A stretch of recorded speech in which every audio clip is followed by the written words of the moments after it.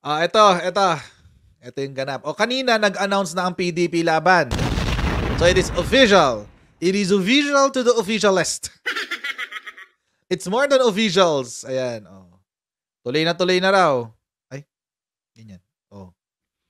Pangbababoy sa konstitusyon ay wakasan. Peking People's Initiative ay tutulan. Di ba? Prayer rally yan, partida. Huwag nyo ng tawagin prayer rally to. Hindi to prayer rally. This is political rally.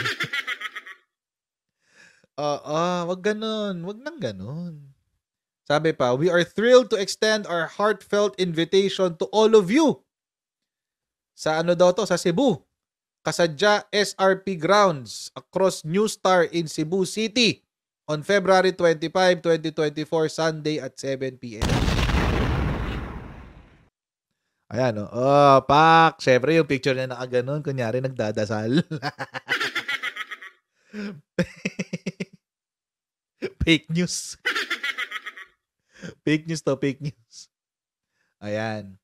Kasadya ground across New Star. Guest speaker, former President Rodrigo Roa Duterte. Sige, basta happy kayo. Dilaw at pula. Dilaw, pula, tunay na magkalaban. Dilaw at pula, yan. Ito yung kulay nila eh. Dilaw, liberal kasi sila, tsaka friends ng CPP and PNP.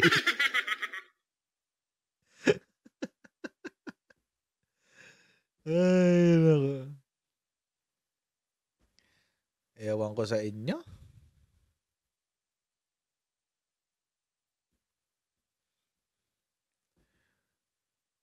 Ewan ko sa inyo.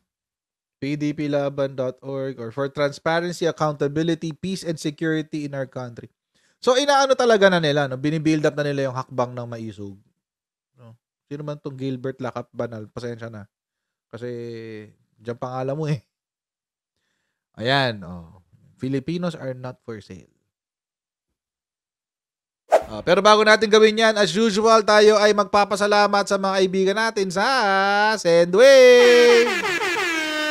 Yan, kung kayo ay nasa US, UK, Canada, Italy, France, Spain, Ireland, and Belgium, may pwede na magpadala ng inyong mga remittances sa Pilipinas gamit ang Sendwave. Ang gagawin nyo lang ay i-download ang Sendwave app, kuha kayo ng account, lagay nyo ba ang account details nyo, at pwede na magpadala sa GCash, sa mga bangko at iba't ibang mga pawn shop sa bansa.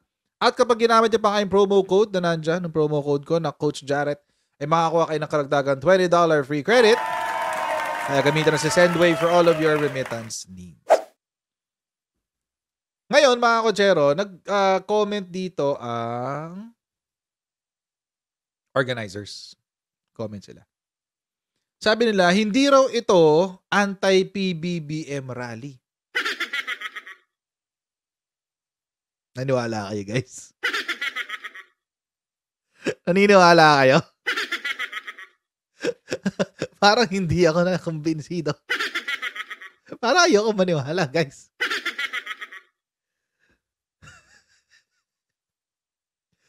Former President Rodrigo Roa Duterte and his sons, Davao City 1st District Representative Paulo Pulong Duterte and Davao City Mayor Sebastian Baste Duterte are expected to attend a massive prayer rally in quotes to mark the 38th anniversary of the EDSA People Power Revolution at the Kasadya grounds at South Road Properties in Cebu City.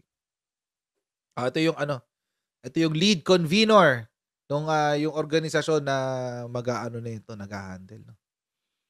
This was confirmed by Attorney Irene Ann Caballes, lead convener of the Cebu Coalition for Transparency, Accountability, Peace, and Security during a press conference kahapon, isang araw pa pala to, kinumpirma nung tawag dito, isang araw pa pala. She said, okay, yung 25 daw kasi is a date which in history is very significant because that's the first time that demonstrably civilian authority was insisted upon. Yun daw kasi yung unang pagkakataon ng civilian ang namayani. Hindi ang otoridad. Tapos in-invite din si VP Sara pero hindi pa sigurado kung a-attend daw. Well, I would expect that she would be there. Expected na yan. Siguro ang agam-agam ko lang na baka hindi siya pupunta dyan is because, di ba nung last time, she drew a lot of flack and heat dahil dyan sa pag-attend niya dun sa yung dalawang rally. So baka this time, feeling ko pupunta siya. Feeling ko pupunta siya. Tapos, syempre, si Harry Roque expected na yan. Si Vic Rodriguez, di ba? Tawid ba ako din? Tawid ba ako din pag may time? Mike Rama ng Cebu City, Christian Natividad ng Malolos, si Glenn Chong, nandun din. And TV host, si Kuya Willie, magpapajacket sa Cebu.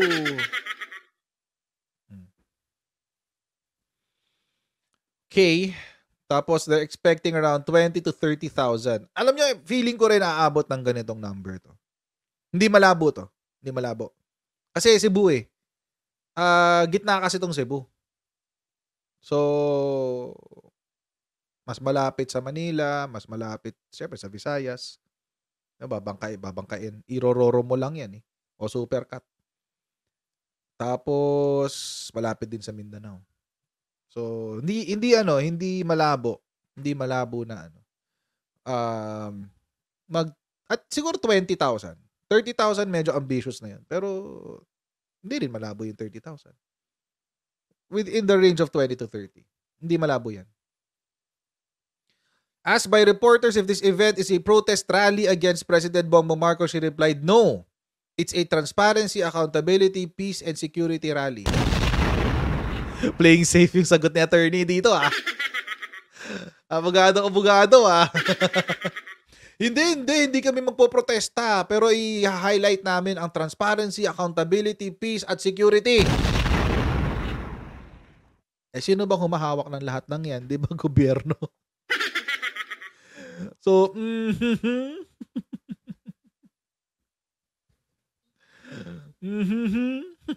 sige na nga. So, ito daw yung pangalawa. Kasi syempre yung una, yung na doon sa Davao, yung Marcos Bangag. Baka maulit yun. Attended by 50,000 Davaoeños, the ex-chief executive blasted the sitting president, calling him bangag and challenged him to a public drug test in Luneta Park. Labas ka muna sa alain. Labas ka muna ng sa alain mo dati. Dali. Para malaman. Kaalaman na. Naglabas mo na sa alain si former President Digong. Malamang pag siningil siya ng sa alain, nasasabihin lang niya, bakit? Nasa opisina pa ba ako? Hindi na ako government official. Ba't pa kang papakita ng sa alain?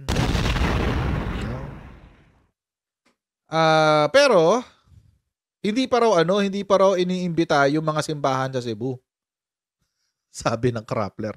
Di ko alam kung totoo to. Siyempre, alam niyo naman si Krappler, mga 60-40, 60 being, yes, they are fake news. So, hindi ko alam, pero kung totoo to. Pero ang sabi ng mga simbahan sa Cebu, the Secretariat of Cebu Archbishop Jose Palma and leaders of other local churches said Friday that they have yet to receive an invitation to the Cebu Duterte prayer rally set Sunday, February 25.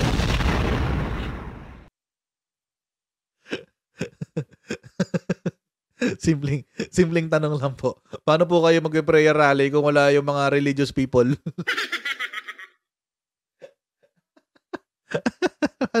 Paano kaya yun? Ay, nako. Paano kaya? Wala yung mga sabi lang sabi lang ng isang organizer naman ng Sara, Professionals for Sara Nation. May ganun Di ba dati puro ano yan? Accountants for Lenny, di ba? Lawyers for Lenny, mga et cetera, et cetera. Ngayon meron professionals for Sarah. Anong klaseng professional? marami kasing klase ng professional.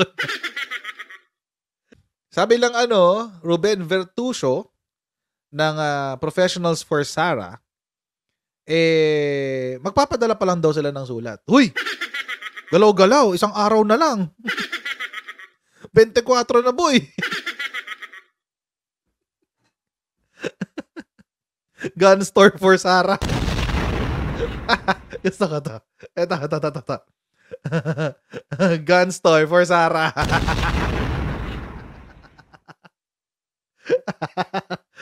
Ang witty Wala pa raw nare-receive ang UCCP, United Church of Christ in the Philippines. Yung Cebu chapter. Akala ko ba si Harry Roque taga UCCP? Oh. Iglesia Filipina Independiente, wala pa raw. Okay. Independiente, di ba ano yung mga Aglipay ba yan? Mga Aglipay Church? Di ko sigurado Okay. Pastor David Estoye ng UCCP, wala pa raw na-receive na invitation. IFI Cathedral, wala pa raw. Iglesia, they have invited members of the Iglesia and other Catholic churches. Namigay pa lang silang invitation pero hindi rin nila alam kung ilan. They just received our invitations. We don't really have a direct count. Bakit? Hindi nyo binilang kung ilang invitation na pinamigay nyo? Hindi kayo nagpa-RSVP? Talagang yung kinuha nilang picture si Krappler talaga. Mukhang nagdadasal yung kinuha Diyos ko. Tingnan natin kung magiging totoong prayer rally to. I doubt.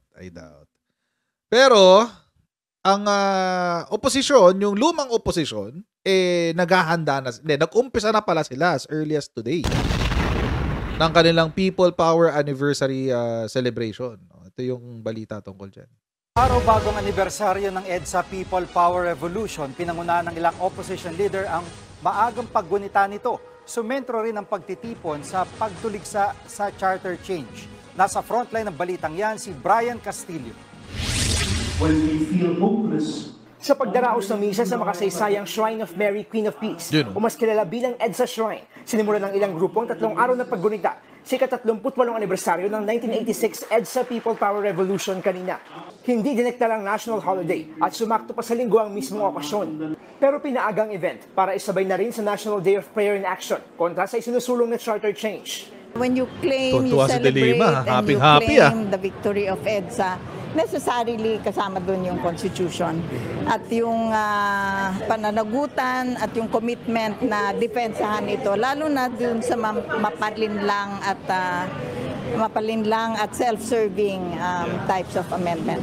Okay. Kasama sa dumalo sa misa si Sister Cho Borromeo, isa sa mga madre na matapang na humalang at nagdasal noon sa harap ng mga tangke ng militar sa EDSA. 38 taon man ang lumipas, pero hindi pa rin daw siya napapagod makibaka. Yung mga advocating for charter change, I really wonder what their ulterior motive is. Okay. I don't want to judge, but Tayo. anybody who really loves the Philippines at heart will not move for charter change. Nakakatawa yung sinabi ni sister, no? I don't want to judge, but, please give me the opportunity to judge. Alam niyo nakakatawa diyan sa sa charter change na 'yan. Masyado nyong mahal. Ito sa mga sa mga kakamping, sa mga dilawan. Masyado nyong mahal yung 1987 Constitution. Even if it is already not beneficial for the Philippines. So ako ang magja-judge. Ko-questionin ko to si sister. Bakit ayaw mong palitan yung Constitution? Sabi nila, tagal, mag-iilang taon na ang EDSA. Magko-40 na, di ba? Pang 38 yata ngayon eh. 38 yata. Basta ganun. Basta magko-40 years na ang EDSA revolution. Ano nangyari? Ano nangyari? Nakadalawang EDSA revolution ng Pilipinas. May nagbago ba? Wala. Wala. Marami pa rin mahirap. Marami pa rin gutom. Konti ang negosyo sa Pilipinas. Mataas ang presyo ng bilihin. Oh, walang nagbago. Partida. Moment nyo na yun. Moment ng mga dilawan yun eh. O tapos, etong mga anti-chacha, ang sasabihin nila, hindi nagwo-work yan 1987 Constitution, hindi lang kasi nai-implement ng maayos. Okay, sino ba yung nakaupo simula 1987? Hindi kasi hindi umuubra yan kasi puro political dynasty. So, don't you think it's no longer working? Sa Constitution nga mismo, may provision doon na bawal ang political dynasty. O nagawan ba ng batas? Hindi. Kasi nakasulat sa Constitution, mga kotsero, dapat gumawa ng enabling law na anti-political dynasty. Bakit yun ang inilagay ng mga framers ng Constitution? Kung alam naman nila na gahaman ang mga politiko at sisiguruhin nila na walang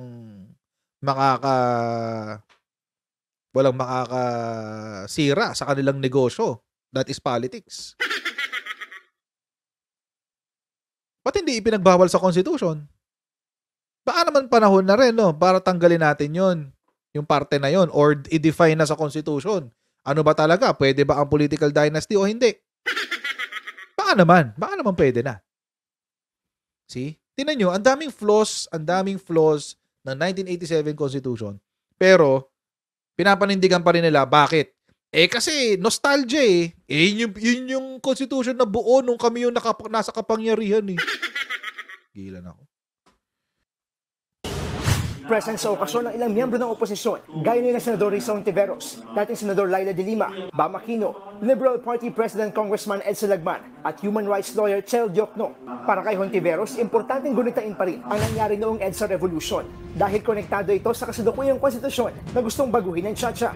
Ang 1987 Constitution ay bunga ng EDSA People Power Revolution. In fact, naka-embed doon ang maraming leksyon sa ating pakikibaka laban sa martial law dictatorship. Kung si Atty. Chel Diokno naman ang tatanungin, hindi rin siya naniniwala ng economic amendments lang ang gagawin ng mga mambabatas. Mahirap i-control yan.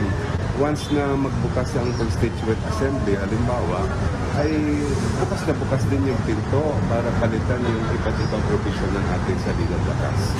Ngayong nagsama-sama ulit ang mga personalidad ng Liberal Party, hindi rin naiwasang tanungin sila tungkol sa 2025 midterm elections. Okay. Sa ngayon, sina dating Senador Kiko Pangilinan, Bam Aquino at Atty. Diokno pa lang ang kumpirmadong tatakbo para sa Liberal Party. Tatakbo pa sila? Try until you succeed. Try until you succeed, guys. Hindi nga kayo nagra-rank sa survey eh. A-attempt pa kayo. Ang pangarap ko nung una ay full slate ng 12 para sa oposisyon.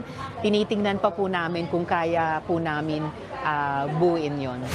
So ang pangarap nila, from 2, dalawa na lang sila dyan eh. Tapos bababa pa si Pimentel. Talo. Pangit ang record ng Dilaw eh. Good luck no. Good luck na. Pwede namang ito may nag-comment nga ngayon eh. Libre naman mangarap. So, pangarap. Namin buuin yon. Nagbabalita mula sa frontline, Brian Castillo, News 5. So yun, maagang celebration nila ng EDSA People Power. Actually, may nakakatawa pa nga akong nakita kanina sa Twitter. Ito, si Raisa Robles tsaka si nag-aaway, Teddy Casino. Si Raisa Robles tsaka si Teddy Casino nag-aaway. Imagine, mga kutsero. Imagine, yung dalawang mga mokong nag-aaway. Alam niyo ba sila nag-aaway? Kasi wait. Medyo malayo lang yung... Ba't sila nag-aaway? Kasi itong si Raisa Robles nag-post kinontra niya to si Makabayan Black. Si Makabayan do kasi sabi, kailangan daw alalahanin ng espiritu ng EDSA. O, yan sabi ng Makabayan. Sabi ni Raisa Robles, I find this rather ironic because in the real history of EDSA, the left absolutely refused to join.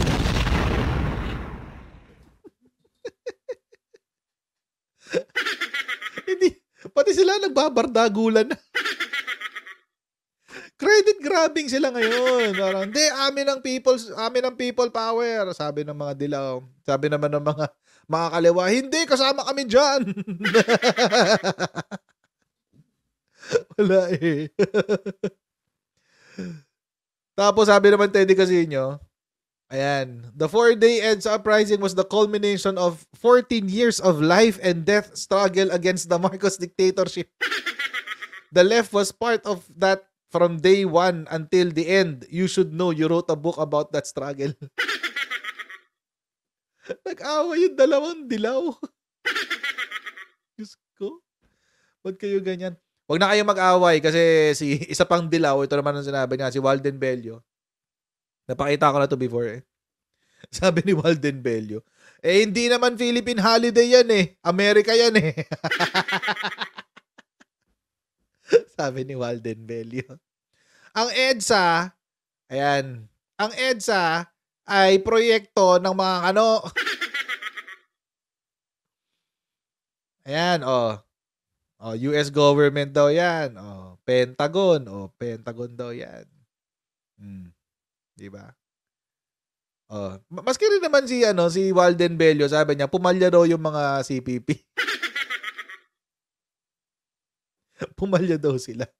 Sabi. Hindi raw kasi sila nakisama.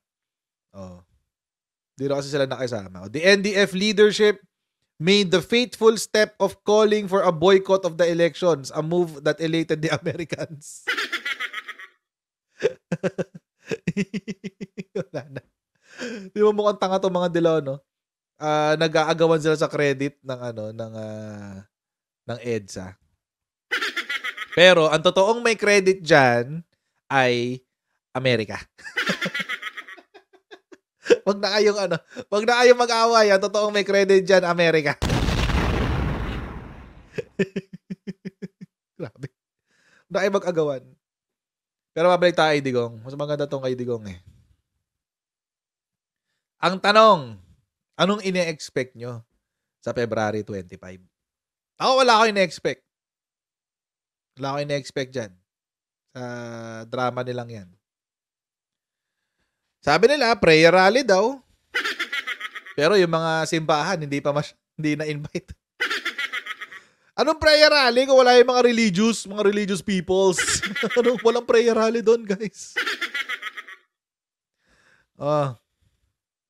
Hindi ako naniniwala magiging prayer rally to. Ang ending nito will be, ito yung sinabi kanina, protesta.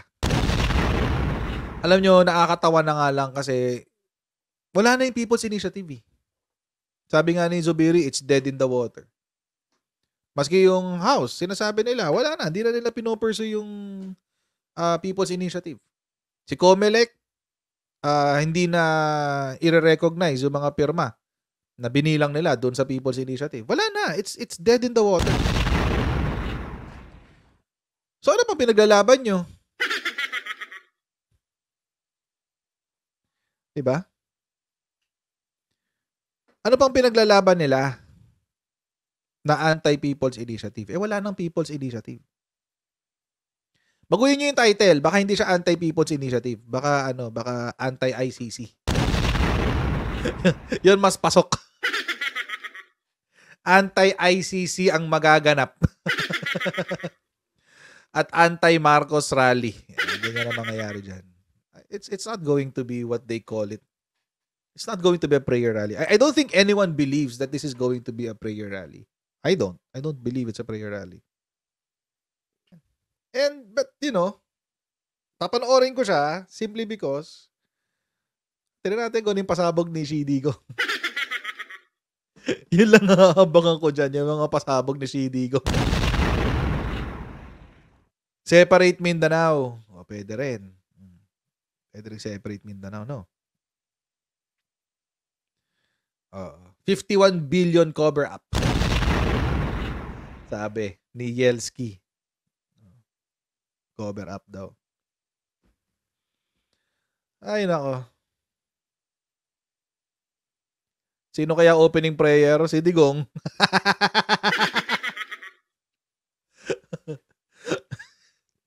Sabi niya, let us pray. Mga Lord,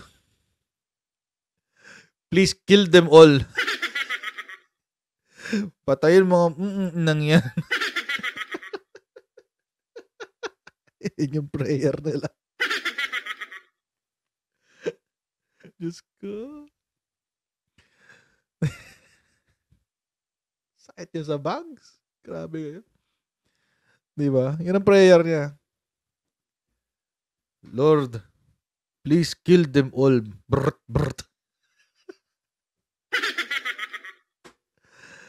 Ay, naka. Anyway.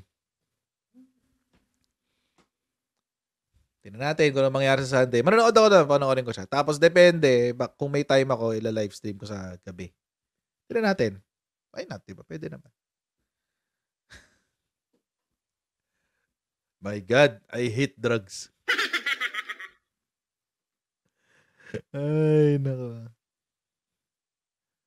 Sabi niya, Lord God, I hate drugs. Please kill them all. Kill them all. Brut, brut.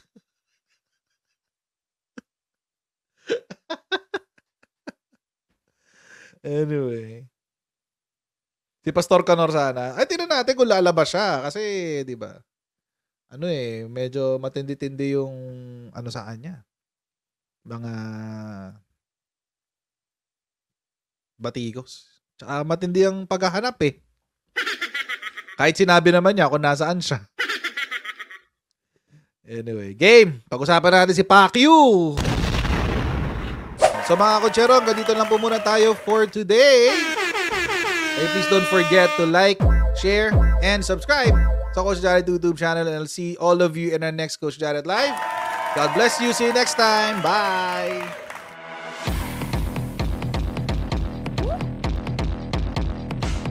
Pag ganun, huwag natin gawing tanga mga Pilipino. Mas maganda kasi nasa lugar ka ng tama kaysa yung pinipilit mo yung pagkakamali.